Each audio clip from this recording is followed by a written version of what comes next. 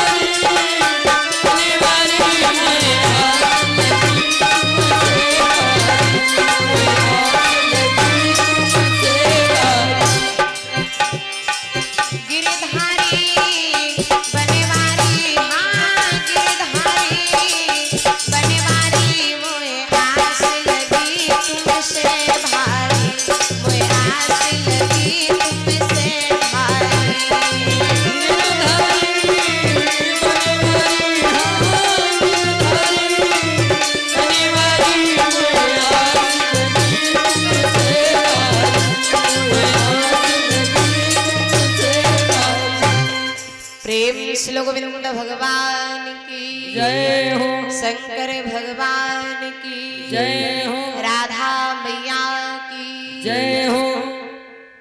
धर्म पंडाल में उपस्थित विद्युत मंडल के श्रोता महानुभाव, आदर के बुजुर्गों, प्यार करने बच्चे, तसती सीता अनुसुईया के पच्चिन्हों का अवलोकन करने वाली समस्त हमारी माताएं और बहनें, कपकल कमल दिवाकर गोस्वामी तुलसीदास के मास्मन है और जितने लोग यहाँ पर आए हुए हैं सबके लिए मास्मन है। परम पूज्य गुरुदेव भगवान के चरणों का नमन बंदन करते हुए इस मन और वाणी को पवित्र करने के लिए दो बार उस परम पिता परमात्मा का पावन नाम बोलेंगे और तत्पश्चात प्रभु के पावन चित्रों की तरफ को चलूंगी। सभी लोग बड़े प्रेम के साथ में ताली बजाते हुए उस परम पिता परमात्मा के नाम का गुणगान करेंगे।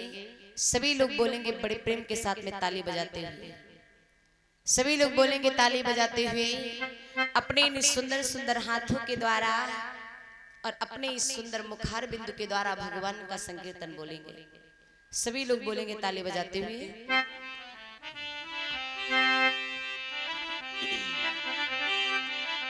कि छाप तिलक सब छीनी रे मुझसे नैना मिला के, छाप तिलक सब छीनी रे मुझसे नैना मिला के,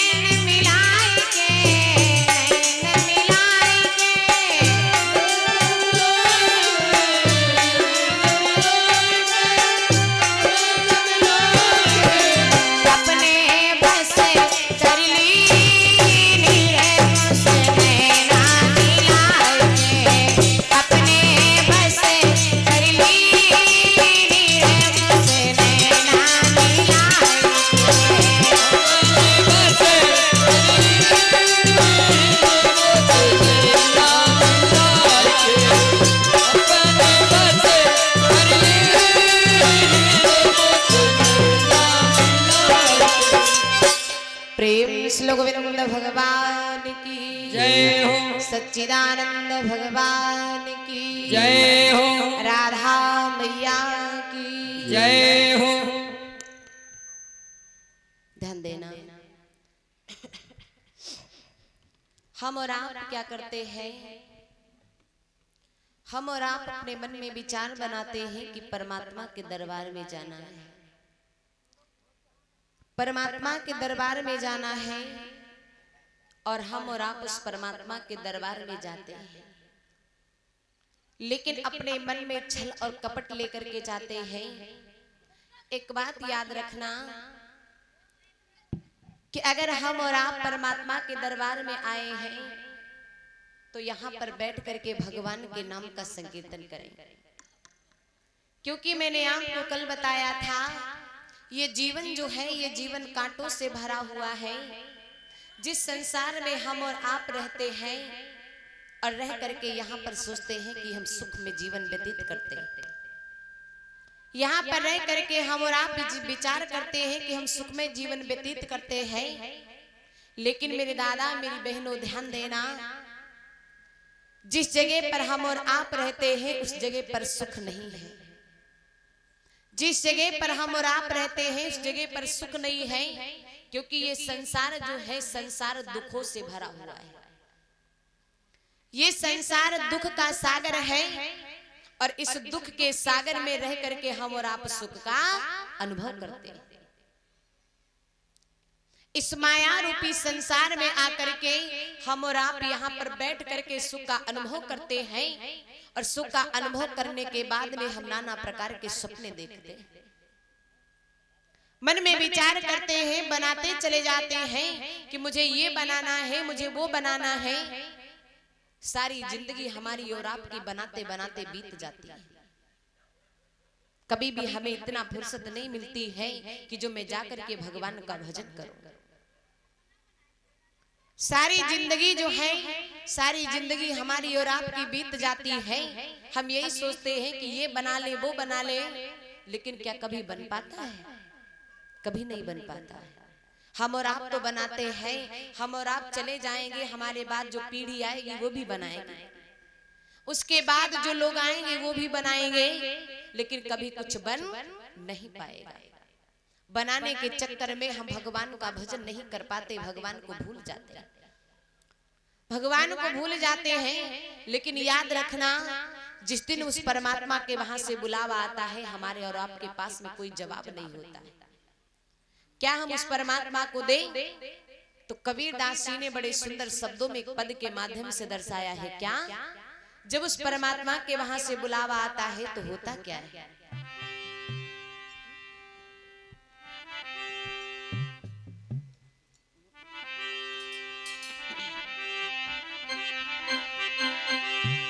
कि रिसाई चली दुल्हनी, रिसाई चली दुल्हनी, आई गए विधवा, रिसाई चली दुल्हनी, आई गए विधवा, रिसाई चली दुल्हनी, रिसाई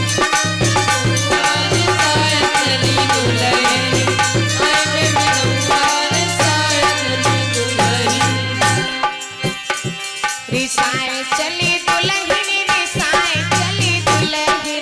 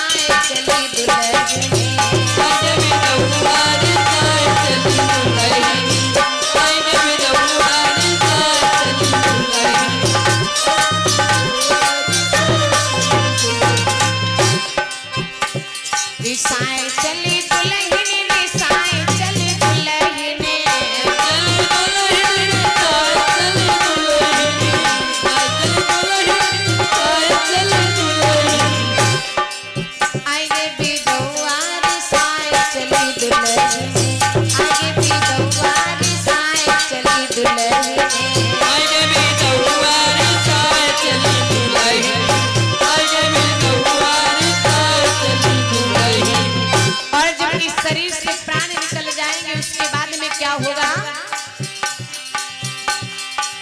हरे हरे बासन की डोलियां सजावे, हरे हरे बासन की डोलियां सजावे, हरे हरे बासन की डोलियां सजावे, हरे हरे बासन की डोलियां सजावे, बासन की डोलियां सजावे।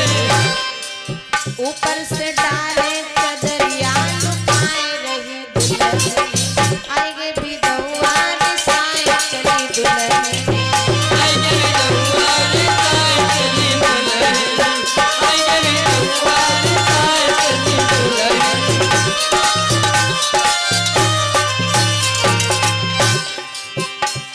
रिसाए चली दुल्हन, रिसाए चली दुल्हन, चली दुल्हन रिसाए चली दुल्हन, चली दुल्हन रिसाए चली दुल्हन।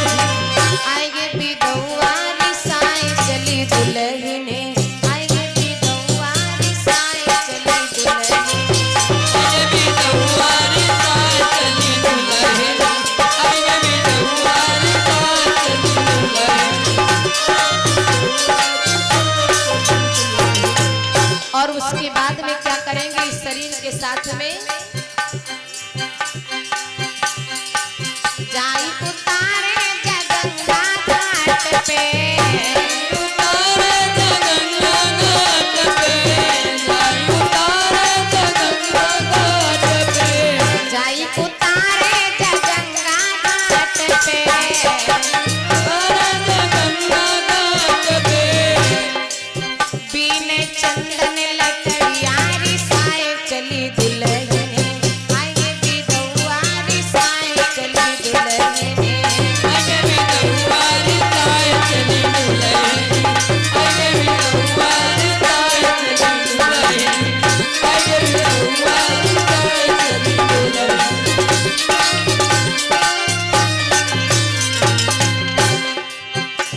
रिसाए चली दुल्हन, रिसाए चली दुल्हन, चली दुल्हन रिसाए चली दुल्हन, चली दुल्हन रिसाए चली दुल्हन। आएगे भी दौआर साए चली दुल्हन, आएगे भी दौआर साए चली दुल्हन। आगे भी दौआर साए चली दुल्हन, आगे भी दौआर साए चली दुल्हन।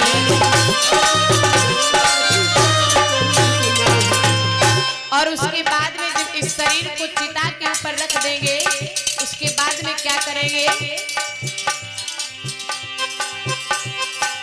जारी भूंजी कोयला करी डारे, जारी भूंज कोयला कर डारे, जारी भूंज कोयला कर डारे, जारी भूंजी कोयला करी डारे, भूंज कोयला कर डारे, जारी भूंज कोयला कर डारे।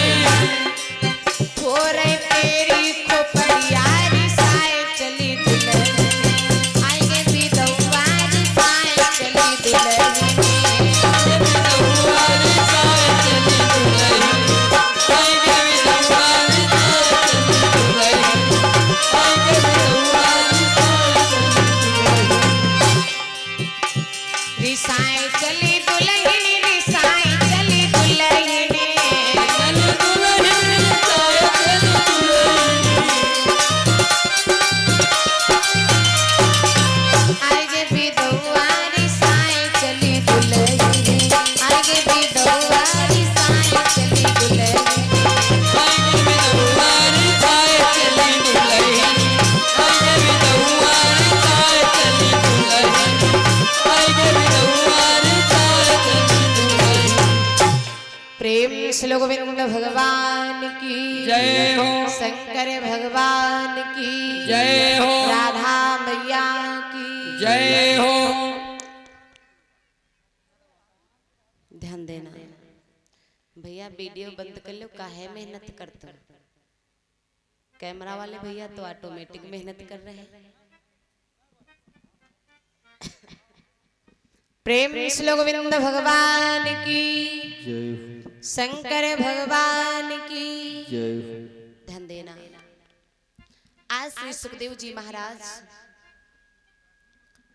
राजा परीक्षित के समेत गंगा के तट पर बालू की रेती में बैठे हुए हैं। तो आज श्री सुखदेव जी महाराज जो है वो राजा परीक्षित को कथा सुना रहे हैं। श्री सुखदेव जी महाराज राजा परीक्षित को कथा सुना रहे हैं। दोपहर की बेला में प्रसंग चल रहा था कि आज इधर जिस समय मैया भवानी ने भोले बाबा से पूछा है, बाबा एक बात बताओ, ये सारे विमान और ये सारी सुंदरियां कहां को जा रही हैं? भोले बाबा ने जवाब दिया, देवी ये जो जितने सारे विमान जा रहे हैं और उन विमानों में जो सुंदरियां बैठी हुई जा रही हैं, ये तुम्हारे पिताजी के वहां जा रही है। मैया ने जवाब दिया, बाबा मेरे पिताजी के वहां क्या है? भोले बाबा ने जवाब दिया है कि तुम्हारे पिता दक्षराज ने यज्ञ किया है, समस्त देवता वहां को जा रहे हैं। तो मैया भवानी ने जवाब दिया, तो फिर बाबा एक बात बताओ, आप क्यों नहीं जा रहे हो? भोले बाबा ने जवाब दिया, देवी तुम्हारे पिता दक्षराज ने मुझे निमंत्रण नहीं दिया है, इसलिए मैं नहीं जा रहा हूं। मैया ने जवाब दिया, बाबा एक बात बताओ, मेरे पिताजी ने निमंत्रण क्यों नहीं दिया? क्यों आपको भुला दिया? सारे देवताओं को निमंत्रण दिया, लेकिन आप भी तो मेरे पिता के दामाद हो, आपको निमंत्रण क्यों नहीं दिया? भोले बाबा ने जवाब दिया, देवी एक बार की बात है, नैमिष क्षेत्र में ब्रह्मा जी की सभा लगी हुई थी। समस्त देवता वहां पर एकत्रित थे और मैं भी वहां एकत्रित था। समस्त देवता बैठे हुए थे और मैं भगवान का भजन कर रहा था। तब तक तुम्हारे पिता दक्षराज इधर भ्रमण करते हुए आए। सारे देवताओं ने देखा, सारे देवता उठ करके खड़े हो गए, सम्मान करने लगे। लेकिन हे देवी, मैं भगवान का भजन कर रहा था, मैं समाधि लगाए बैठा हुआ था, मैंने कोई ध्यान नहीं दिया। जब मैंने कोई ध्यान नहीं दिया तो तुम्हारे पिता दक्षराज को गुस्सा आई। तो उन्होंने अपने मन में विचार किया कि सब तो मेरा सम्मान करते हैं, लेकिन ये मेरा अपमान करता है। जो समस्त देवताओं ने खड़े होकर के मेरा सम्मान किया और ये बैठे का बैठा रह गया। तभी से तुम्हारे पिता मुझसे दुश्मनी मानते हैं, तभी से तुम्हारे पिता मुझसे बैर मानते हैं। इसलिए समस्त देवताओं को निमंत्रण दिया, लेकिन मुझे निमंत्रण नहीं दिया। तो मैया ने जवाब दिया, बाबा अगर आपको निमंत्रण नहीं आया तो कोई बात नहीं, मेरे मायके में मेरे पिताजी के वहां यज्ञ है, मैं तो देखने के लिए जरूर जाऊंगी। क्योंकि बेटी का हृदय जो होता है वो मायके की तरफ ज्यादा आकर्षित होता है। जवाब दिया, अरे कहीं दूसरी जगह होता तो कोई बात नहीं, मेरे पिताजी के वहां यज्ञ है, मैं देखने के लिए जरूर जाऊंगी। भोले बाबा ने समझाया, लेकिन मैया भवानी नहीं मानी। जब नहीं मानी तो भोले बाबा ने किया क्या है कि करी देखा हरि जतन विधि, रही न दक्ष कुमारी।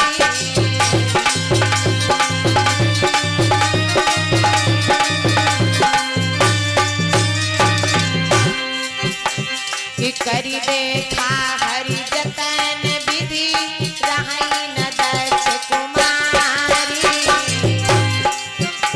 और किए संग दो मुखी गण, पिता की न त्रिपुरारी।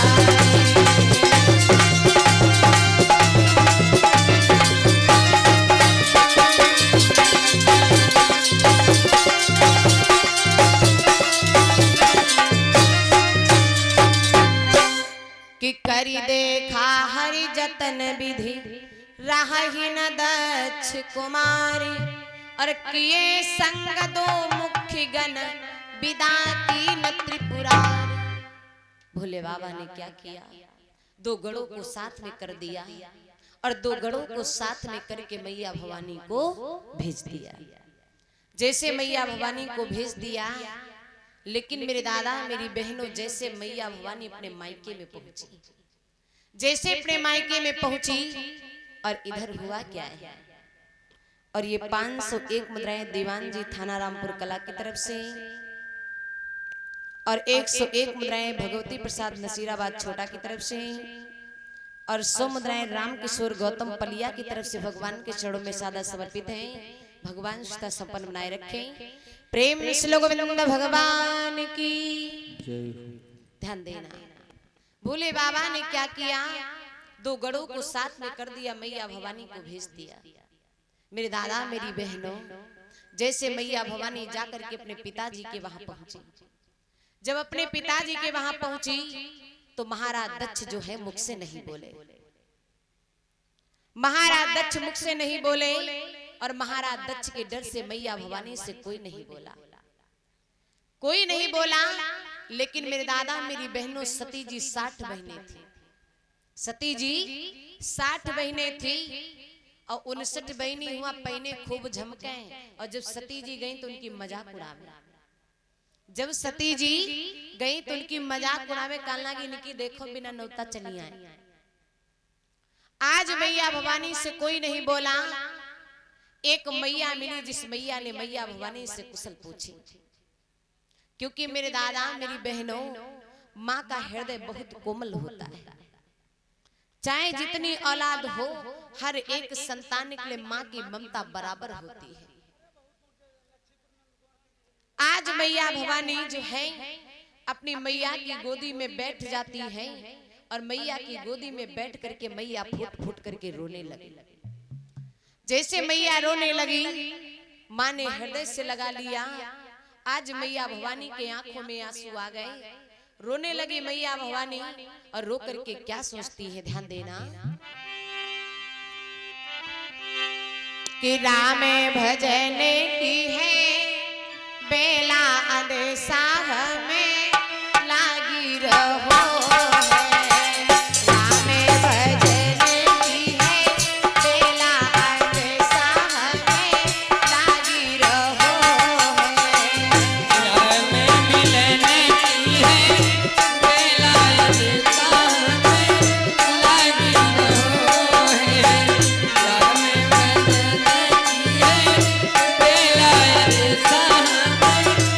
लागी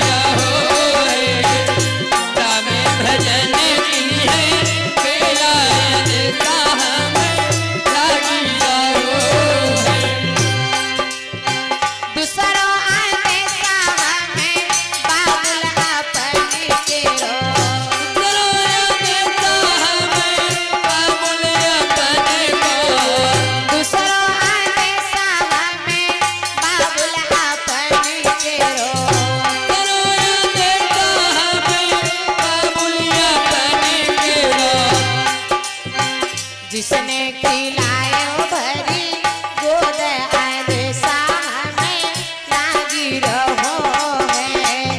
जिसने खिलायो भरी गोद आज साह में लागी रहो है। तने खिलायो भरी गोद आज साह में लागी रहो है। तने खिलायो भरी गोद आज साह में लागी रहो है। राम भजन की है बेला आज साह में लागी रहो है। राम भजन की है बेला आज साह में लागी रहो है। हमें भजन की है बेला आज साह में लागी रहो है। हमें भजन की है बेला आज साह में लागी रहो है। और क्या विचार किया मैया भवानी ने? किसरो आए साह में भैया अपनी के रो। सरोया देता हमें भैया अपने केरो। किसरो आए साह में भैया अपनी के रो।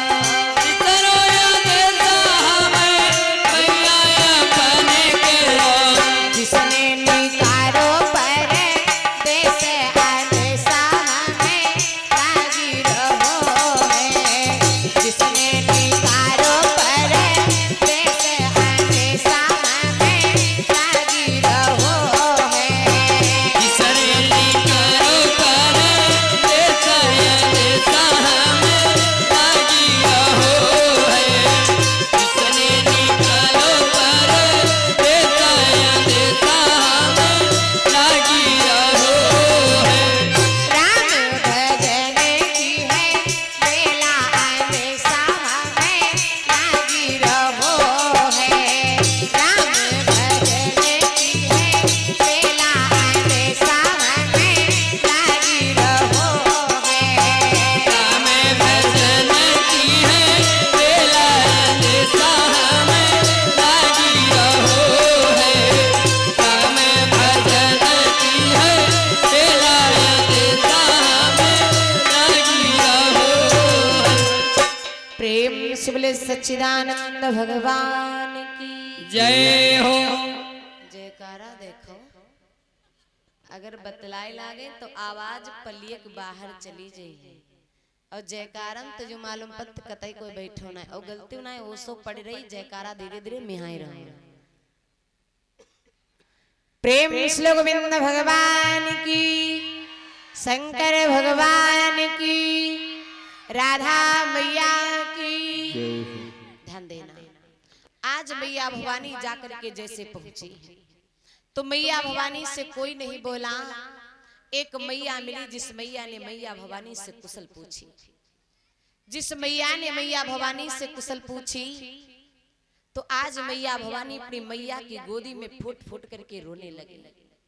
उसके बाद में विचार किया कि जब यहाँ पर आई हूँ तो चलो चल करके जागा देख लेती हूँ। अगर यहाँ से वापस जाऊंगी तो भोले बाबा की बात जाती है, क्योंकि भोले बाबा ने मना किया था कि तुम जहाँ पर निमंत्रण न आया हो, जहाँ से कोई बुलावा न आया हो, वहाँ पर जाना ठीक नहीं होता है। लेकिन मैंने उनकी बात नहीं मानी थी, जबरदस्ती यहाँ पर आई हूँ। अगर अब चली जाती हूँ तो मैं भोले बाबा की बात जाएगी। विचार किया जब यहाँ पर आई हूँ तो चलो चल करके जागा देख लेती हूँ। लेकिन मेरे दादा मेरी बहनों ध्यान देना, इस रामचरितमानस में दो लोगों ने जागा किया है। इस रामचरितमानस में दो लोगों ने जागा किया है। एक जागा किसने किया?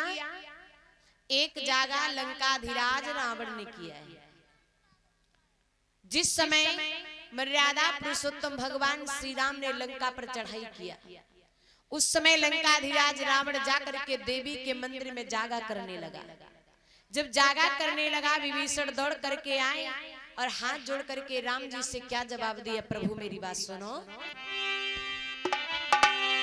कि नाथ करई रावण एक जागा, नाथ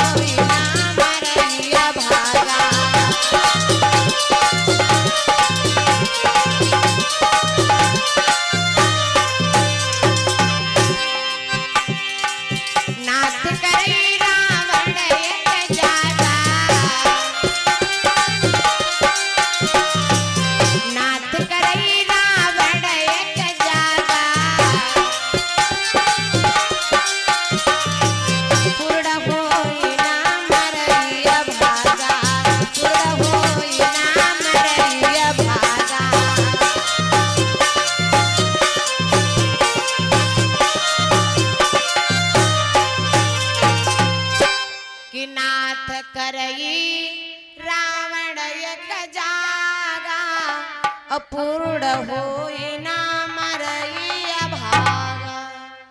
विभीषण दौड़ करके आए और विभीषण जब दौड़ करके आए राम जी से जवाब दिया, राम जी मेरा भाई लंकाधिराज रावण देवी के मंदिर में जागा कर रहा है, अगर उसका जागा पूरा हो गया तो वो कभी भी मारे नहीं मरेगा।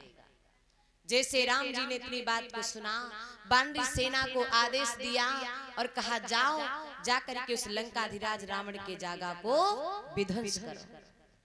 आज उसी समय वानरी सेना ने जाकर के लंकाधिराज रावण के जागा को विध्वंस कर दिया। रावण जागा कर रहा था, रावण का जागा नहीं पूरा हुआ। और दूसरा जागा कौन कर रहा है? दूसरा जागा महाराज दक्ष कर रहे हैं। दूसरा जागा महाराज दक्ष कर रहे हैं। बाबा जी ने संकेत किया है क्या कि जाई सती दे खेवे तब जागा, कतहु न दिखे शंभु कर भागा।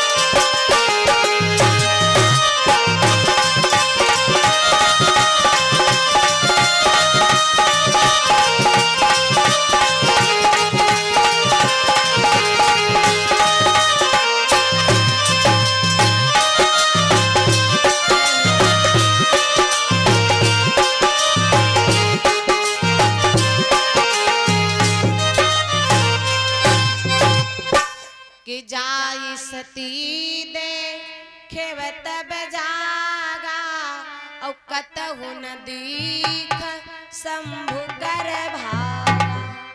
मैया भवानी ने जाकर के जैसे जागा को देखा, जैसे जागा को देखा तो क्या देखा? समस्त देवताओं के स्थान है लेकिन भोले बाबा का कहीं स्थान नहीं। क्यों? क्योंकि महाराज दक्ष जो हैं भोले बाबा से दुश्मनी मानते थे, इसलिए समस्त देवताओं को निमंत्रण दिया था, भोले बाबा को निमंत्रण नहीं दिया था। आज मैया ने देखा कि समस्त देवताओं के स्थान है, मेरे भोले बाबा का कहीं स्थान नहीं। विचार किया, जाकर के यज्ञाचार्य के पास में पहुंची, लेकिन यज्ञाचार्य तो अटरम सटरम नहीं थे। यज्ञाचार्य थे परशुराम के बप्पा भृगु महाराज। मैया भवानी किसी से नहीं बोली। जो यज्ञाचार्य थे, मैया भवानी यज्ञाचार्य से कहने लगी, ए बाबा, मैं ये तुम्हारा जागा होने नहीं दूंगी। भृगु महाराज ने जवाब दिया, सो तुम क्या करोगी? मैया ने जवाब दिया, बाबा मैं तुम्हारे जागा को विध्वंस कर दूंगी। भृगु महाराज ने जवाब दिया, तुम्हारी क्या अथॉरिटी है जो तुम इसको विध्वंस कर दोगी? जैसे मैया भवानी ने इतनी बात को सुना, उसी समय मैया भवानी के क्रोध की सीमा नहीं रही।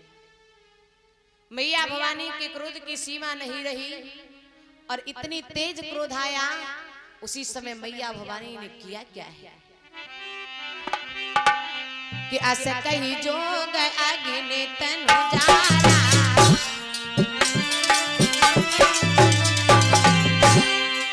आज मैया के क्रोध की सीमा नहीं रही तो मैया ने किया क्या? अस कही जोग अग्नि तनु जारा, भयव सकल मुख हाहाकारा।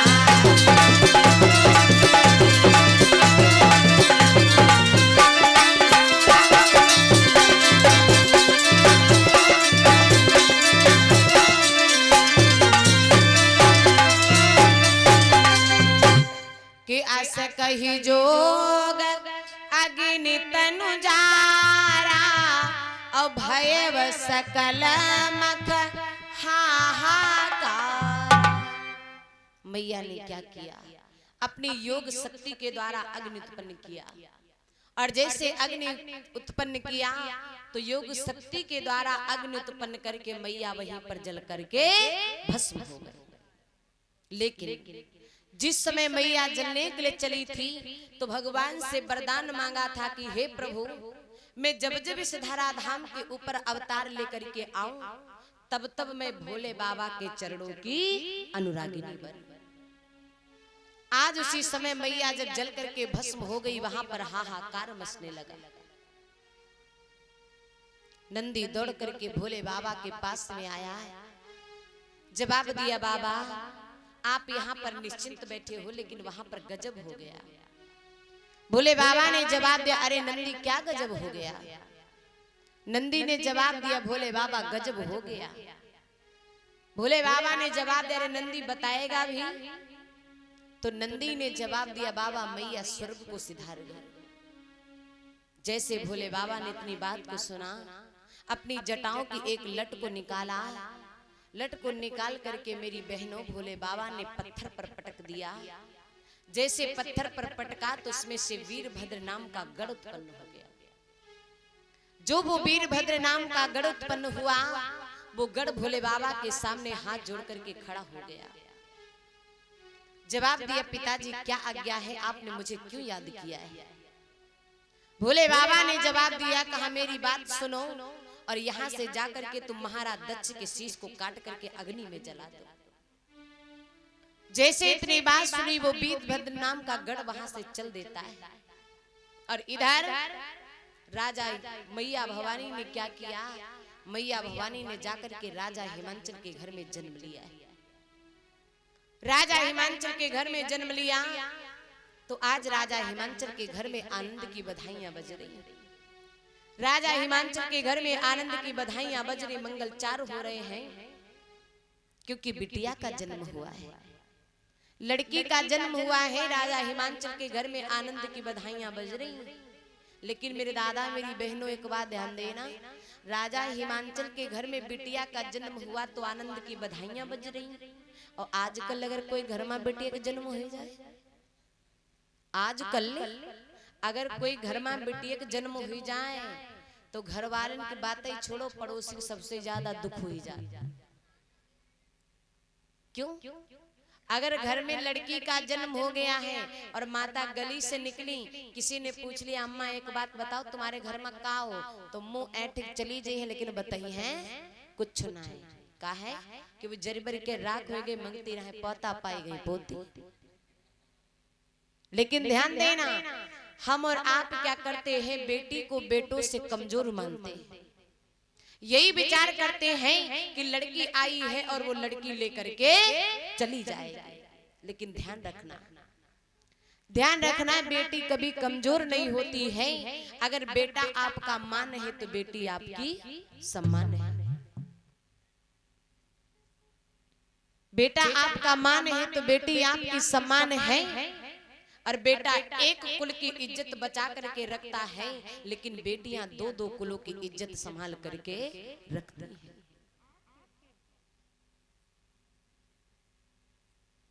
बेटियां दो दो कुलों की इज्जत बचा करके रखती हैं। लेकिन हम और आप क्या करते हैं, हम और आप बेटी को बोझ मानते हैं। हम और आप ये सोचते हैं कि बेटी बोझ हो गई है, लेकिन ध्यान रखना, बेटियां कभी बोझ नहीं होती। बेटियों को बोझ तो दहेज के लालची लोगों ने बना रखा है। बेटियों को बोझ तो दहेज के लालची लोगों ने बना रखा है। माँ बाप के लिए बेटियां कभी बोझ नहीं होती।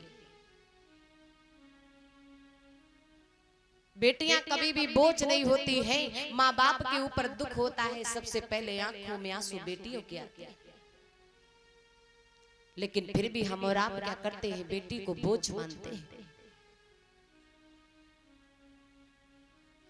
जहां देखो तहां मैंने सुना है, बेटियों के लिए, बेटियों के कारण माँ बाप को इतनी टेंशन होती है कि माँ बाप जो है बेचारे दिन रात दर दर की ठोकर खाते घूमते। बेटी हो जाती है घर में, माँ बाप को चिंता हो जाती है, लेकिन ऐसा नहीं है, बेटियां कभी भी लड़कों से कमजोर नहीं होती। आज राजा हिमांचल के घर में बिटिया का जन्म हुआ है। राजा हिमांचल बड़े प्रसन्न हैं, आनंद की बधाइयां बज रही, आनंद की बधाइयां बज रही, मंगलचार हो रहे हैं। और कैसी बधाइयां बज रही है, ध्यान देना कि जन्मी हिमांचल दुलरिया, कि जन्मी हिमांचल दुलरिया, हिमाचलपुर बाजे बधैया।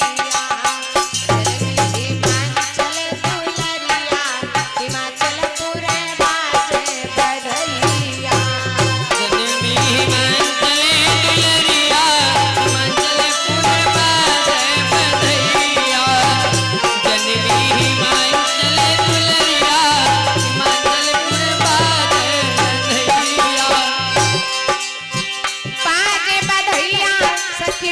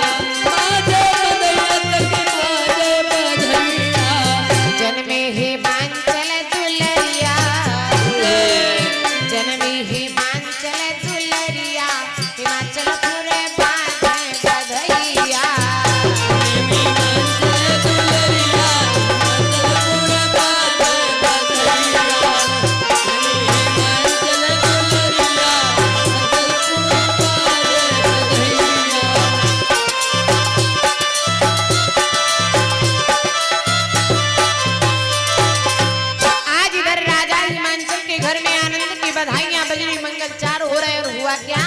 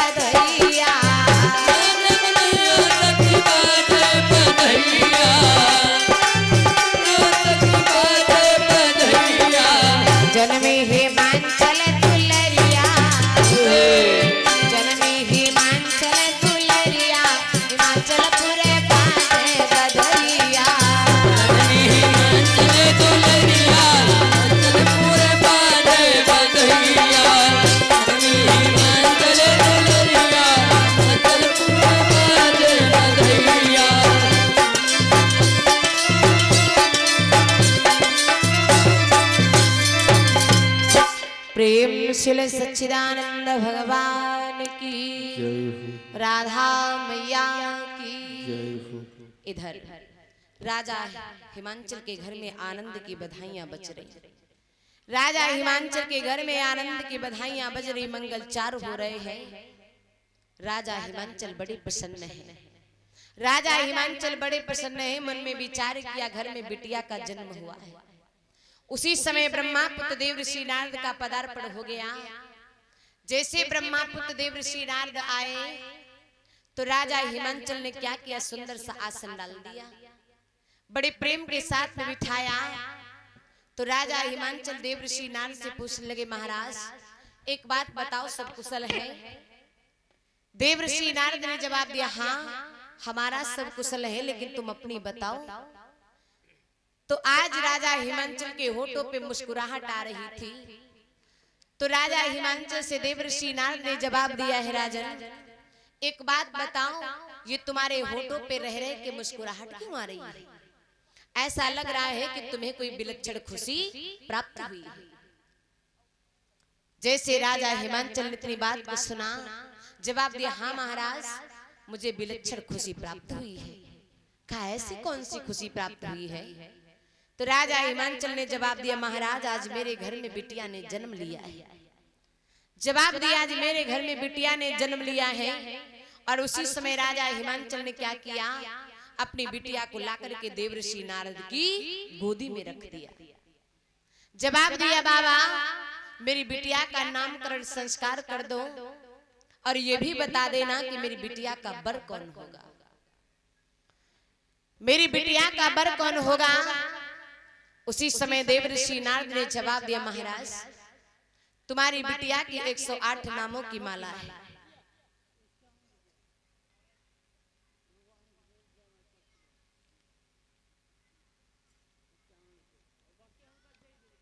उधर ले लीजिए, उधर। और ये 51 मुद्राएं दादा की तरफ से भगवान के चरणों में सादा समर्पित है। भगवान इष्टा संपन्न रखें।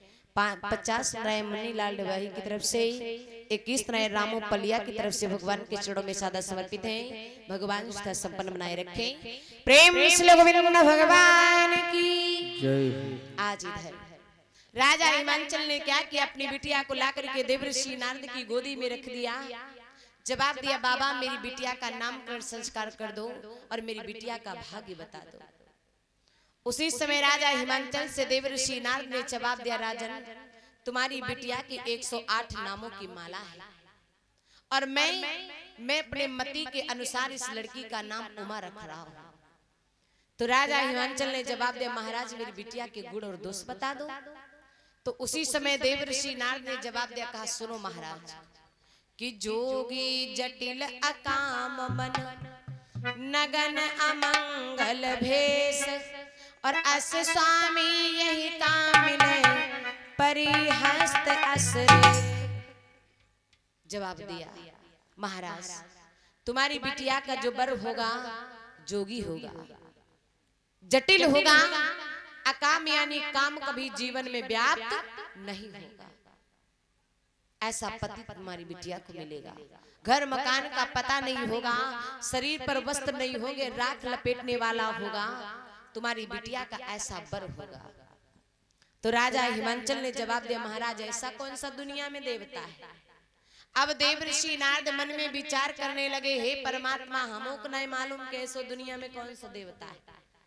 विचार किया कि जिनकी कबहू बात रद्द न होए वे रहे नारद, चाहे झगड़ा लगाओ में होए और चाहे दूसरे के पानी पे चढ़ावे को होए, नारद कभी भी चूकते नहीं थे।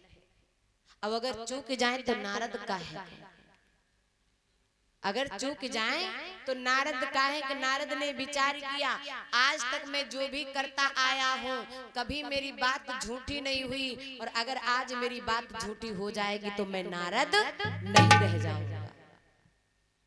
तो उसी समय देव ऋषि नारद ने अपने मन में विचार किया और विचार करके राजा हिमांचल से क्या जवाब दिया, महाराज सुनो कि जो तप करई कुमारी तुम्हारी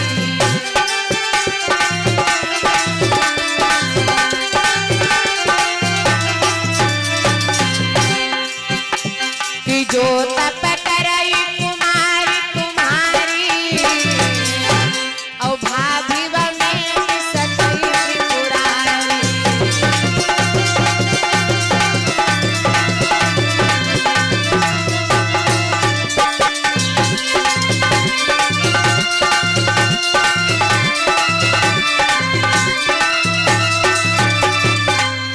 राजा हिमांचल ने जवाब दिया, देव ऋषि नारद कहने लगे राजा हिमांचल से कि महाराज कि जो तप करई कुमारी तुम्हारी तो भाभी मेट सकही त्रिपुरारी।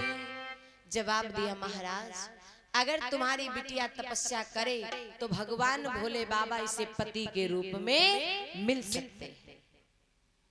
इतनी बात कह करके देव ऋषि नारद वहां से अंतर ध्यान हो गए। और जब देव ऋषि नारद चले गए, मैना मैया जो थी, जब देव ऋषि नारद राजा हिमांचल से बातचीत कर रहे थे तो मैना मैया जो है वो दरवाजे की आड़ में खड़ी सुन रही थी, दरवाजे की आड़ से सुन रही थी। और जब देव ऋषि नारद चले गए तो मैना मैया दौड़ करके आई, जवाब दिया, प्रभु एक बात बताओ, देव ऋषि नारद क्या बता करके गए। राजा हिमांचल ने जवाब दिया, रानी देव ऋषि नारद ये बता करके गए हैं अगर तुम्हारी बिटिया तपस्या करे तो भगवान भोले बाबा इसे पति के रूप में मिल सकते हैं। जैसे मैना मैया ने अपनी बात को सुना, मन में विचार किया कि मेरी 5 बरस की उमा और ये अकेली जंगल में कहां तपस्या करने जाएगी। तब तक मैया उमा आ गई, जवाब दिया, नहीं मैया मैं तपस्या करने के लिए जरूर जाऊंगी। मैना ने समझाया, तुम्हारी बाली उम्र है और इतनी छोटी सी उम्र, ये खेलने खाने की उम्र है जिसमें तुम तपस्या करने जाओगी। उमा ने जवाब दिया, नहीं मैया मैं तपस्या करने के लिए जरूर जाऊंगी। आज जैसे उमा नहीं मानी तो आज सखियों को साथ में कर दिया। मैना मैया ने उमा को भेज दिया। जैसे उमा को भेज दिया, मैया भवानी मैया उमा जाकर के पर्वत पर बैठ करके तपस्या करने लगे। लेकिन मेरे दादा मेरी बहनों, इधर देवताओं को तारकासुर बहुत परेशान किए। समस्त देवता तारकासुर के संताप से परेशान हैं। सभी देवता परेशान हैं। तो एक दिन की बात है, समस्त देवता बृहस्पति भगवान के पास में पहुंचे। जवाब दिया, महाराज हम सभी देवता जो है तारकासुर के संताप से बहुत परेशान हो चुके, उससे दूर होने का कोई रास्ता बताओ। बृहस्पति भगवान ने जवाब दिया, हे देवताओं तारकासुर ऐसे मारे नहीं मरेगा, जो भगवान शंकर का बेटा होगा वही इस तारकासुर का वध करेगा। लेकिन इधर जिस समय मैया भवानी ने अपने प्राणों को त्यागा था, उसी दिन से भोले बाबा ने वैराग्य धारण कर लिया था। भोले बाबा ने वैराग्य धारण कर लिया था। भोले बाबा समाधि लगा करके बैठ गए थे। इधर देवताओं से जैसे बृहस्पति भगवान ने जवाब दिया कि जो भगवान शंकर का बेटा होगा वही इस तारकासुर का वध करेगा। देवताओं ने विचार किया, हे भगवान, अभी तो भोले बाबा समाधि ले पड़े, पता नहीं कब बियाह हुई, कब लड़का पैदा हुई और कब तारकासुर को मरी। तब तक देवताओं के नाश ना सत्यानाश हुई जाइए। जवाब दिया, महाराज कोई और रास्ता बताओ। तो उसी समय देवताओं ने कामदेव को बुलाया और जैसे कामदेव को बुलाया, कहा जाओ ऐसा करो, तुम जाकर के भोले बाबा की समाधि तोड़ो। जैसे कामदेव ने इतनी बात को सुना, जवाब दिया, महाराज भोले बाबा से दुश्मनी करना अच्छी बात नहीं है, क्योंकि वो क्रोधी देवता हैं, न जाने क्या कर सकते हैं। लेकिन तुम लोगों के कार्य के लिए मैं जरूर जाऊंगा। आज उसी समय कामदेव ने क्या किया, सारे संसार को अपने बस में कर लिया और सारे संसार को अपने बस में कर करके भोले बाबा के पास में पहुंचा। भोले बाबा समाधि लगाए हुए बैठे थे। कामदेव ने सारी कलाएं की, लेकिन भोले बाबा की समाधि नहीं टूटी। जब समाधि नहीं टूटी तो कामदेव ने क्या किया, अपने फूलों का धनुष निकाला और फूलों के धनुष को निकाल करके उसी पर फूलों का बाण रख करके जैसे छोड़ा तो वो जाकर के भोले बाबा के सीने में लगा। जैसे सीने में लगा और कामदेव बाण मार करके छिप गया। भोले बाबा के नेत्र खुल गए। जैसे भोले बाबा के नेत्र खुले तो दोनों नेत्रों के साथ में वो तीसरा नेत्र भी खुल गया। और जैसे तीसरा नेत्र खुला, आज उसी समय हुआ क्या है, जैसे भोले बाबा ने तीसरा नेत्र खोल करके देखा और उसी समय हुआ क्या है कि तब शिव तीसर नयन उघारा,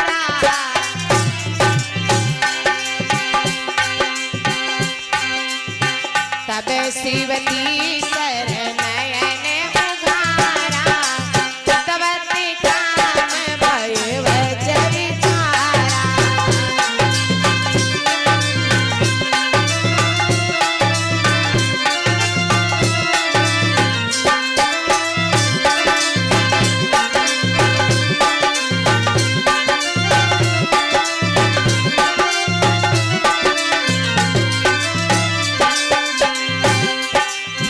तब शिव तीसर नयन उघारा, चितवती काम भय वजरी छारा।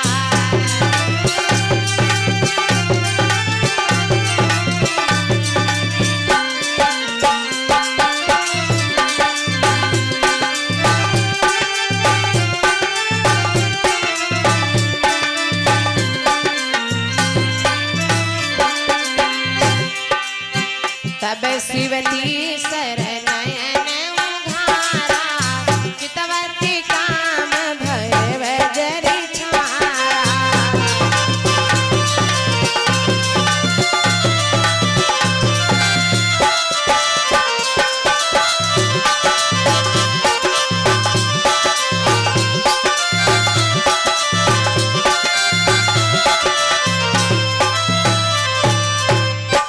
कि तब शिव तीसर नयन उघारा और चितवत काम भय वजरी छारा। आज जैसे भोले बाबा का तीसरा नेत्र खुला और जैसे तीसरा नेत्र खुला तो कामदेव जो है वो जल करके भस्म हो गया। जैसे कामदेव जल करके भस्म हो गया, उसी समय कामदेव की पत्नी रति आज रोती हुई भोले बाबा के पास में आई। कामदेव की पत्नी रति रोती हुई भोले बाबा के पास में आई और भोले बाबा से जवाब देने लगी, बाबा आप तो इस सारे संसार के पिता हो, सारे संसार के पिता हो और आपने मेरे ही सुहाग को मिटा दिया, मेरे ही पति को खत्म कर दिया। आज रति रोने लगी, जवाब देने लगी, बाबा एक बात बताओ, जिस स्त्री के पति नहीं होता है उस स्त्री की संसार में कोई इज्जत नहीं करता है। उस इंसान की, उस औरत की संसार में कोई इज्जत नहीं करता है। आपने मेरे पति को खत्म कर दिया, अब बताइए मैं बगैर पति की होकर के कहां को जाऊं? मैं बगैर पति की होकर के कहां को जाऊं? क्योंकि जिस स्त्री का इन संसार में पति नहीं है उसका समझ लिए सर्व कुछ नहीं है, और उस स्त्री का संसार में कोई सम्मान नहीं करता है, कोई इज्जत नहीं करता है। वो नारी चाहे जितना संभाल करके चले, लेकिन ये समाज जो है उसके ऊपर कीचड़ जरूर उछाल देगा। आप बताइए मैं कहां को जाऊं? आपने मेरे पति को खत्म कर दिया, मैं बगैर पति की हो गई हूं, और बगैर पति की होकर के कहां को जाऊं? मेरे दादा मेरी बहनों आज रति रोने लगी, रो करके बोले, बाबा के सामने हाथ जोड़ करके बोली है, बाबा मेरी एक बात सुनो। और क्या बोली है कि धरती से गगन तक ढूंढूं रे, धरती से गगन तक ढूंढूं रे, मेरे पिया गए तो कहाँ गए, मेरे पिया गए तो कहाँ गए।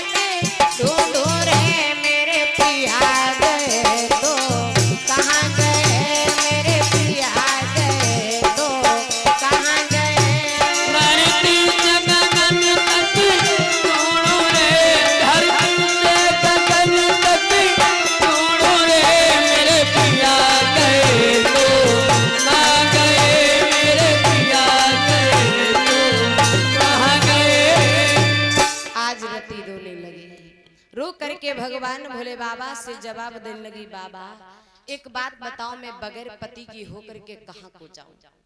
जैसे भोले बाबा ने इतनी बात को सुना, उसी समय भोले बाबा ने जवाब दिया, रति मैंने तुम्हारे पति को खत्म तो कर दिया, अब तुम्हारा पति तुम्हें नहीं मिल सकता है, लेकिन जाओ मैं तुम्हें वरदान देता हूँ कि तुम्हारा पति जो है वो शरीर के रूप में किसी को दिखाई नहीं देगा।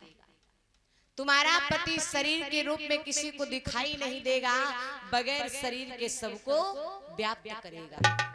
लेकिन रति द्वापर में भगवान भोले बाबा ने जवाब दिया रति द्वापर में कि जब यदुवंश कृष्ण अवतारा और हुई है हरण महामही भार। कि द्वापर में जब भगवान कृष्ण का अवतार होगा इस पृथ्वी का भार हरण करने के लिए, द्वापर में जब भगवान कृष्ण का अवतार होगा इस पृथ्वी का भार हरण करने के लिए, तब कि कृष्ण तनय हुई है पति तोरा और बचन अन्यथा हो ही न मोरा। कि भगवान कन्हैया का जो बेटा होगा वही तुम्हारा पति होगा। इतनी बात कहकर के भोले बाबा अंतर ध्यान हो गए। आज रति जो है अपने पति के साथ में सती हो जाती है। इधर देवता फिर परेशान होने लगे। विचार किया जैसे तैसे भोले बाबा की समाधि तुड़वा पाए थे, अब भोले बाबा फिर समाधि लगा करके बैठ गए। अब देवताओं ने विचार किया किसी को भेज करके काम नहीं चलेगा, अब हम स्वयं जाएंगे। समस्त देवता करते क्या हैं, समस्त देवता आकर के भोले बाबा के पास में पहुंचे। जैसे भोले बाबा के पास में पहुंचे, हाथ जोड़ करके खड़े हो गए। भोले बाबा ने अपने नेत्रों को खोला तो क्या देखा, समस्त देवता सामने खड़े हुए। भोले बाबा ने जवाब दिया, एक बात बताओ तुम लोग यहाँ क्या करने आए हो? समस्त देवताओं ने जवाब दिया, महाराज हम सभी देवताओं के हृदय में बहुत बड़ा उत्साह है, बहुत बड़ा आनंद है कि मैं अपने आंखों से तुम्हारा विवाह देखे, अपनी आंखों से तुम्हारा विवाह देखे। भगवान भोले बाबा ने जवाब दिया, ना ना ना मैं शादी नहीं करूंगा। भोले बाबा ने जवाब दिया, ना ना ना मैं शादी नहीं करूंगा। अरे तुम लोग देख रहे हो ना मेरे गले में कितने मुंडों की माला पड़ी, कितने मुंडों की माला पड़ी है, क्योंकि जितनी शादियां मैं करता हूं उतनी पत्नियां मेरा साथ नहीं देती, इसलिए अब मैं शादी वादी के चक्कर में नहीं पड़ूंगा। भोले बाबा से देवताओं ने जवाब दिया, महाराज हमारे लिए नहीं, जवाब दिया हमारे लिए नहीं, मैया उमा जो है वो तुम्हारे लिए तपस्या कर रही, उनके लिए शादी कर लीजिए। उनका तेज जो है हम सभी देवताओं से सहा नहीं जा रहा है। जैसे इतनी बात सुनी है भोले बाबा कहने लगे, ठीक है जाओ हम शादी के लिए तैयार हैं। आज उसी समय समस्त देवता वहां से चले गए। भोले बाबा ने क्या किया, सप्तऋषि को बुलाया और सप्तऋषि को बुला करके भोले बाबा ने जवाब दिया, कहा जाओ जा करके उमा की परीक्षा ले करके देखो क्या वो सत्य में मुझसे प्रेम करती है या झूठा प्रेम करती है। सप्तऋषि जाकर के मैया उमा के पास में पहुंचे, सखियों से पूछने लगे, एक बात बताओ ये किसकी लड़की है, किसके लिए तपस्या कर रही है? सखियों ने जवाब दिया, महाराज ये राजा हिमांचल की बिटिया हैं और भगवान भोले बाबा को पति के रूप में पाने के लिए तपस्या कर रही है। आज सखियों की बातचीत को जैसे मैया उमा ने सुना, मैया उमा के नेत्र खुल गए। सप्तऋषि ने जवाब दिया, बिटिया एक बात बताओ तुम किसके लिए तपस्या कर रही हो? मैया उमा ने जवाब दिया, महाराज मैं भगवान भोले बाबा को पति के रूप में पाना चाहती हूँ। सप्तऋषियों ने जवाब दिया, उमा एक बात बताओ तुम्हें किसने बता दिया कि तुम भोले बाबा को अपना पति मान लो? अरे भोले बाबा के ना तो घर है न मकान है, सारी जिंदगी पर्वत पर रहना पड़ेगा, कुछ भी नहीं है। भोले बाबा के पास में शरीर पर राख लपेटते हैं, भांग धतूरा पीते हैं। अरे दुनिया में एक से एक बढ़कर के सुंदर देवता हैं, भोले बाबा को छोड़ करके तुम दूसरे के साथ में शादी कर लो। और एक बात बताओ, तुमको बता किसने दिया कि तुम भोले बाबा से विवाह कर लो? मैया उमा ने जवाब दिया, मुझे देवऋषि नारद ने बताया है। सप्तऋषि हंसने लगे, हंस करके जवाब दिया, उमा तुम पागल हो गई हो। अरे नारद ने कभी किसी का बना ही नहीं चीता, नारद ने कभी किसी का बना नहीं चीता, हमेशा सबका बिगाड़ते चले आए, क्या तुम्हारा बना भी देंगे? भोले बाबा के पास में न घर है न मकान है, पर्वतों पर रहते हैं, उनके साथ में तुम शादी करोगे? उमा मेरी बात मानो, किसी अन्य देवता के साथ में शादी कर लो। जैसे मैया उमा ने इतनी बात को सुना तो क्या बोली है बाबा, मेरी बात सुनो।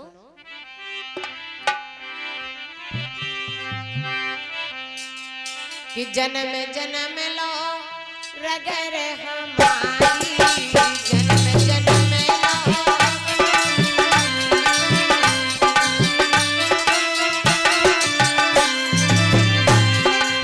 जन्म जन्म लो रगर हमारी, जन्म जन्म बरहु शंभु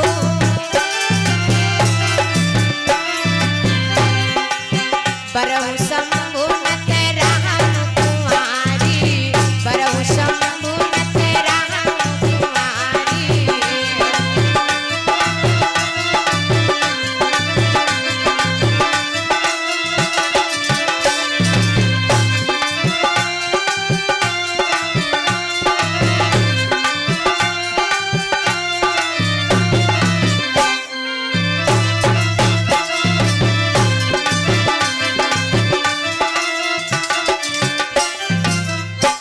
कि जन्म जन्म लो रगर हमारी, और बरहु शंभु नत राहु कुंवार।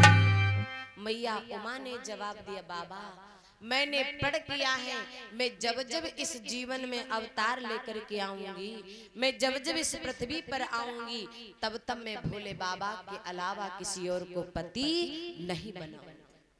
मैंने प्रण किया है, मैं भोले बाबा के अलावा किसी अन्य देवता को अपना पति नहीं मान सकती हूँ। इसलिए बाबा आपसे निवेदन है, आप यहाँ से चले जाइए। जैसे सप्त ऋषि ने इतनी बात को सुना, आज सप्त ऋषि वहां से चले आए। भोले बाबा से जवाब दिया, बाबा अन्य देवताओं की बात छोड़ो, वो किसी देवता का नाम तक सुनना नहीं चाहती, शादी तो बहुत बड़ी बात है। जवाब दिया कि अब वो किसी दूसरे देवता का नाम तक सुनना नहीं चाहती, शादी तो बहुत दूर की बात है, वो तुम्हारे अलावा किसी और देवता के साथ में शादी करने के लिए तैयार नहीं। आप ऐसा कीजिए, मैया उमा को अपनी अर्धांगिनी बना लीजिए। जैसे भोले बाबा ने जवाब दिया, भोले बाबा ने सुना तो जवाब दिया, ठीक है। आज इधर राजा हिमांचल जो है मैना मैया को, मैना मैया ने कहा कि ऐसा है, उमा को लेकर के घर वापस आओ। आज उसी समय राजा हिमांचल उमा को लेकर के घर जाते हैं। इधर भोले बाबा के विवाह की तैयारी होने लगी। जब भोले बाबा के विवाह की तैयारी होने लगी, भोले बाबा दूल्हा बनाए जाने लगे।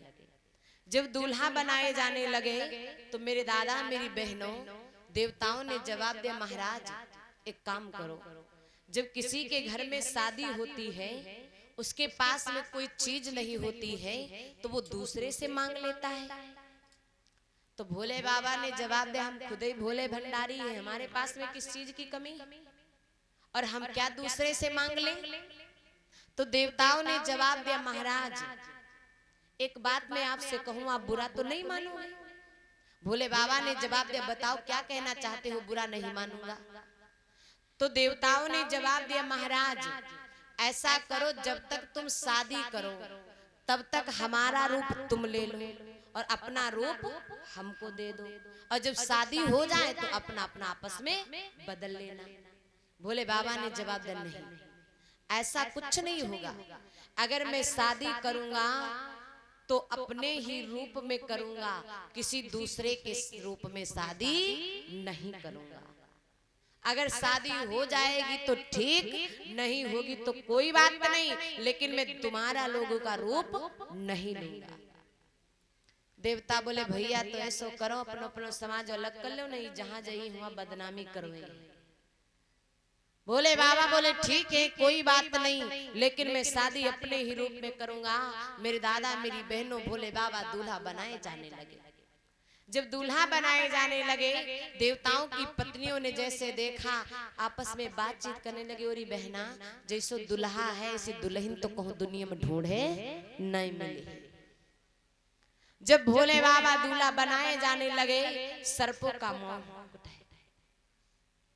आज भोले बाबा जब दूल्हा बनाए जाने लगे, सर्प लपेट लिए, सर्पों का मोड़ बना लिया और कानों में बिच्छुओं के कुंडल बना लिए।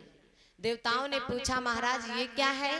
तो भगवान भोले बाबा ने जवाब दिया ये हमारे कुंडल है। जवाब दिया ये हमारे कुंडल हैं। छोटी छोटी नागिनियों को बाहों में लपेट लिया। देवताओं ने पूछा महाराज ये क्या है? भगवान भोले बाबा ने जवाब दिया ये हमारे बाजू बंद है। भोले बाबा ने क्या किया? बाघंबर ओढ़ लिया। देवताओं ने जवाब दिया महाराज ये क्या है? भोले बाबा ने जवाब दिया देवताओं ये हमारी शेरवानी है जो लोग 30-35 हजार की खरीद के लाते हैं। तो देवताओं ने जवाब दिया अच्छा महाराज। बोले हाँ। आज भोले बाबा जब दूल्हा बन करके तैयार हो गए, बारात लेकर के जब चले, तो जैसे बारात लेकर के चले तो साथ हम भोले बाबा और नंदी, क्योंकि देवताओं का समाज तो अलग हो चुका है, देवताओं का समाज अलग हो चुका है। भोले बाबा नंदी दुई जने। तो भोले बाबा नंदी से बोले नंदी जहाँ कहीं भी बारात लेकर के चलोगे और जहाँ दुई जने चली हो का हुआ कोई बारात बनी है? तो नंदी बोला हम क्या करें? नंदी ने जवाब दिया हम क्या करें महाराज? तो उसी समय भोले बाबा ने क्या किया? भृंगी को आवाज लगाया। जैसे भृंगी को आवाज लगाया तो भृंगी दौड़ता हुआ आया। जवाब दिया महाराज क्या बात है? भोले बाबा बोले भैया बारात लेकर के चल रहे हैं और बारात हम नंदी दुई जने का जहाँ जाएंगे वहां बाराती माने जाएंगे। तो भृंगी ने जवाब दिया तो महाराज हम क्या करें? तो भोले बाबा ने जवाब दिया भैया अपना परिवार बुलाओ। जैसे इतनी बात कही भृंगी ने आवाज लगाया वैसे भूत प्रेत चिल्लाते भाग पड़े। भूत प्रेत चिल्लाते भय भाग खड़े हुए आकर के पहुंचे। अब भोले बाबा नंदी पर बैठे हुए थे, भूत प्रेत सब आ गए और चल दी बारात। लेकिन मेरे दादा मेरी बहनों भोले बाबा की बारात बाराती जनत कैसे कैसे? भोले बाबा की बारात बाराती कैसे कैसे? कोई के हजारों हाथ तो कोई के हाथ ही नहीं, कोई के हजारों पैर कोई के पैर ही नहीं, कोई के सर और पैर कुछ नहीं, धड़े लुढ़कत जाए रहो बारात। कोई कोई तो इतने पतले कि अगर हवा चले तो साथ ही मुड़ जाए और कोई कोई तो इतने मोटे कि चलू नहीं पाए।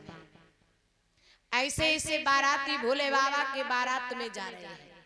लेकिन आपने देखा होगा आजकल अगर किसी की बारात जाती है तो डीजे वाले किए जाते हैं, रोड लाइट की व्यवस्था की जाती है। लेकिन जब भोले बाबा की बारात चली तो भोले बाबा की बारात हम सब फ्री, भोले बाबा की बारात हम सब फ्री, नाचनों वाले फ्री और गावनों वाले फ्री। भूत प्रेत नाच रहे, चुरैले गाए रहे। आज भोले बाबा जब बारात लेकर के चले और कैसे जा रहे हैं भोले बाबा ध्यान देना कि चले हैं त्रिपुरारी, जय हो। कि चले हैं त्रिपुरारी, पहुंचे हिमाचलपुर में जाई। चले हैं त्रिपुरारी, पहुंचे हिमाचलपुर में जाई। त्रिपुरारी पहुंचे हिमाचलपुर में जाई। चले हैं त्रिपुरारी पहुंचे हिमाचलपुर में जाई।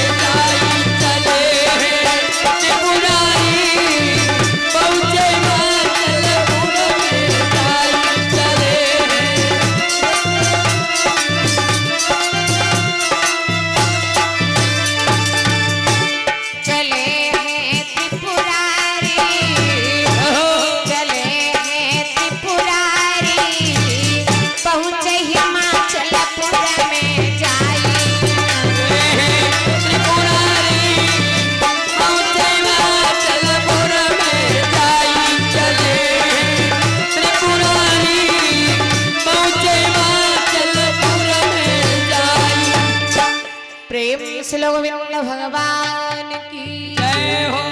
आज इधर भगवान भोले बाबा चले और जब भगवान भोले बाबा बारात लेकर के चले और 101 मुद्राएं शैलेंद्र फालवर थाना रामपुर कला की तरफ से और 100 मुद्राएं सोहनलाल रावत पलिया की तरफ से भगवान के चरणों में सादर समर्पित हैं। भगवान सुधा संपन्न बनाए रखें।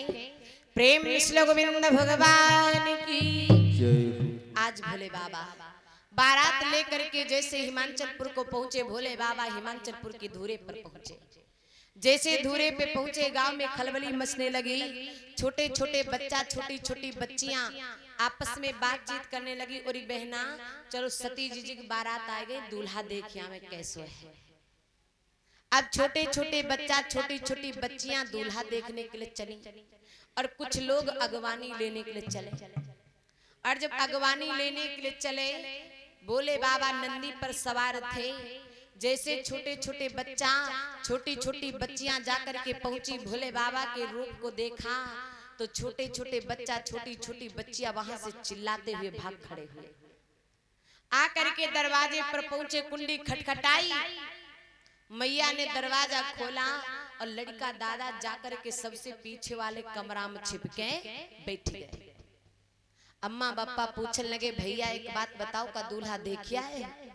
अब दूसरी बात तो लड़कन के रोवे के मारे जो आवाजें नहीं करे।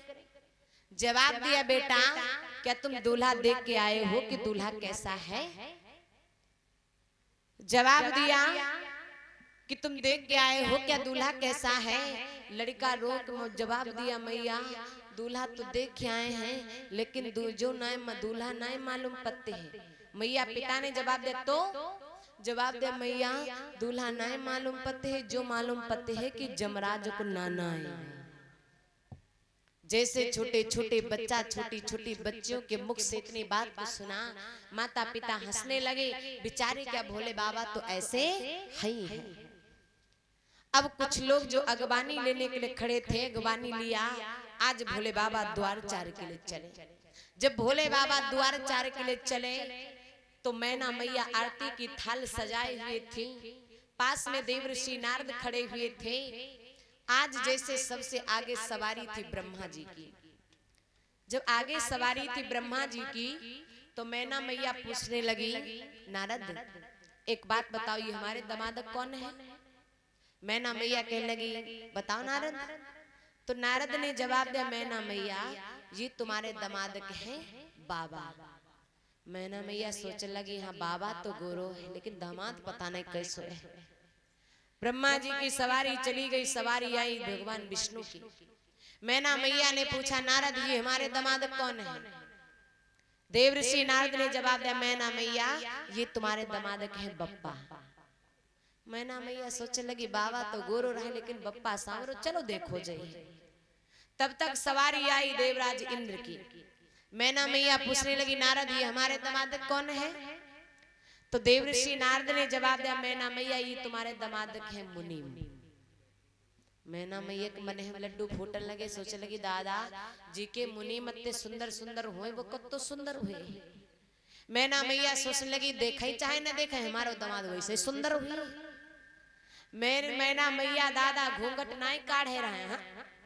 जब तक देवराज इंद्र की सवारी रही तब तक घूंघट नहीं काढ़े रहे हैं। विचार किया, जब हमारे दामाद के मुनि मत्ते सुंदर सुंदर, तो हमारा दामाद कब तो सुंदर हुए, देखा ही चाहे न देखा। मैना मैया ने 1.5 हाथ का घूंघट काढ़ लिया। तब तक सवारी आई भोले बाबा की। जब भोले बाबा की सवारी आई तो मेरे दादा मेरी बहनों मैना मैया आरती उतारने के लिए खड़ी थी।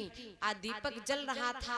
भोले बाबा जैसे आए तो भोले बाबा के गले में पड़ा हुआ था कालिया नाग। भोले बाबा के गले में पड़ा हुआ था कालिया नाग। और आपने भी सुना होगा कि नाग की और दीपक की बहुत बड़ी दुश्मनी होती है। नाग की और दीपक की बहुत बड़ी दुश्मनी होती है। जैसे मैना मैया आरती उतारने के लिए चली, नाग ने फुसकार मारी, दीपक जैसे दीपक बुझ गया। अब मैना मैया सोचने लगी, हे भगवान ना तो हवा चली न कुछ हुआ, ये दीपक का है बुझ गया। उसी समय मैना मैया ने क्या किया, विचार किया लाओ घूंघट उठा करके देखें। जैसे मैया मैना ने क्या किया, घूंघट उठाया दीपक देखने के लिए, तो दीपक पे नजर बाद में पड़ी, भोले बाबा के ऊपर पहले पड़ गई। जैसे भोले बाबा के ऊपर नजर पड़ी तो मैना मैया ने जैसे रूप को देखा तो मैना मैया की थाली दूर गिरी जाए, मैना मैया रोती हुई भाग खड़ी हुई घर को। जा करके उमा को उठाया, उमा को उठा करके मैया ने गोदी में बिठा लिया और रोने लगी। विचार किया बिटिया, अरे मैंने नारद का क्या बिगाड़ा था जो तुमको इस बुढ़वा वर के लिए इतने दिन तक तपस्या करवा दिया। मैना रोने लगी। अब मेरे दादा मेरी बहनों मैना मैया रोवे और जितनी रिश्तेदार नहीं आई वही समय रोवे। मैना मैया रोवे, जितनी रिश्तेदार नहीं आई वही समय रोवे। लेकिन एक बात ध्यान देना का सबे जनी थोड़ो नहीं हुआ रोती रहे, सबे जनी दादा थोड़ो नहीं रोती रहे। कुछ जनी रोवे, कुछ जनी पीछे थे सहयोग करें। काहे कि घर मालकिन रो रही हैं, अगर सहयोग नहीं करें तो खाए को तो नहीं मिले। अब कुछ जनी रोवे, कुछ जनी पीछे तो सहयोग करें। अब इधर मैना मैया ने गोदी में उठा लिया उमा को, रोने लगी बिटिया, क्या मैंने इस बुढ़वा वर के लिए तुमको इतने दिन तक तपस्या नहीं करवाया था। और इधर बारात में खलबली मची। किसी ने पूछा भैया एक बात बताओ, बारात के मंझुआ कौन है? किसी ने बता दिया बारात के मंझुआ है नारद। अब लोगन ने जाके नारद चुटैया पकड़ लिया। जवाब दिया पता नहीं कौन सी बारात में लाइक डाल दे हो, 12 बजगो नाश्ता न पानी। अब बेचारे नारद जैसे तैसे चुटैया छुड़ाई पाइन और चुटैया छुड़ा के जाके घर पहुंचे, हुआ दुनिया फत परी। मैना मैया रोवे, जितनी रिश्तेदार नहीं आई वही समय रोवे। नारद ने विचार किया एक आफत से जी पीछा छुड़ा करके आए थे, दूसरी आफत सर पे पड़ गई। आकर के पहुंचे, आवाज लगाया मैना मैया। मैना मैया ने जवाब दिया नारद बस दूर खड़े रहे, बात मत करना। नारद ने जवाब दिया, अरे मैया बताएंगी क्या हो गया है? मैना मैया ने जवाब दिया नारद एक बात बताओ, मैंने तुम्हारा क्या बिगाड़ा था? तुमने मुझे किस जन्म का बदला लिया जो मेरी नाजुक सी बिटिया को इतने दिन तक तपस्या करवाया? मैंने तुम्हारा क्या बिगाड़ा था? तुमने इस बुढ़वा वर के लिए मुझे इतने दिन तक तपस्या करवाया, मैं अपनी लड़की को इस बुढ़वा को ब्याह दूंगी, इसके लिए तुमने मुझसे तपस्या करवाया। मेरी लड़की को इसलिए तुमने तपस्या करवाने भेजा था, किस जन्म का बदला ले रहे हो नारद? आज जैसे नारद ने इतनी बात को सुना, मन में विचार किया मैना मैया को समझाना पड़ेगा। उसी समय देवर्षि नारद ने जवाब दिया मैना मैया शांत हो जाओ। जवाब दिया मैना मैया शांत हो जाओ, और एक बात याद रखना मैया, जिसे तुम अपनी लड़की जान रही हो ये तुम्हारी लड़की नहीं है। जिसे तुम अपनी लड़की जान रही हो ये तुम्हारी लड़की नहीं है, ये जगत जननी माँ जगदम्बा है।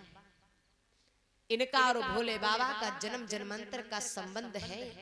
जब कभी जहां कहीं ये अवतार लेंगी तब भोले बाबा के चरणों की अनुरागिनी बनेगी।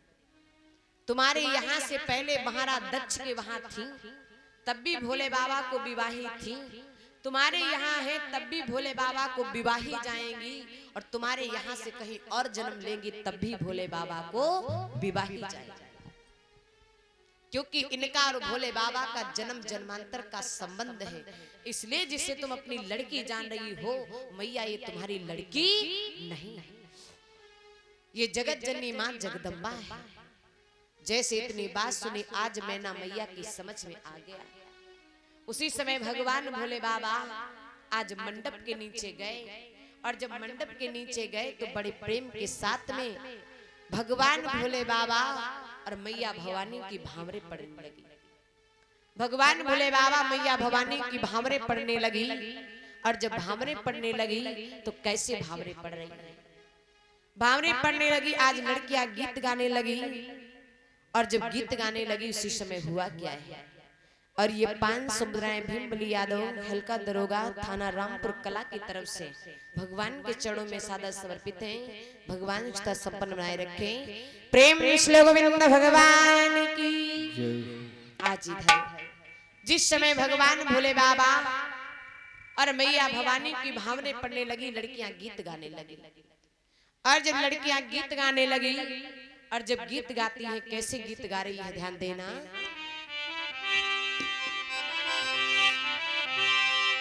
कि बन रहा है अनबोला मड़े तेरे भीगे, बन रहा है अनबोला मड़े तेरे भीगे, बन रहा है अनबोला मड़े तेरे भीगे, बन रहा है अनबोला मड़े तेरे भीगे,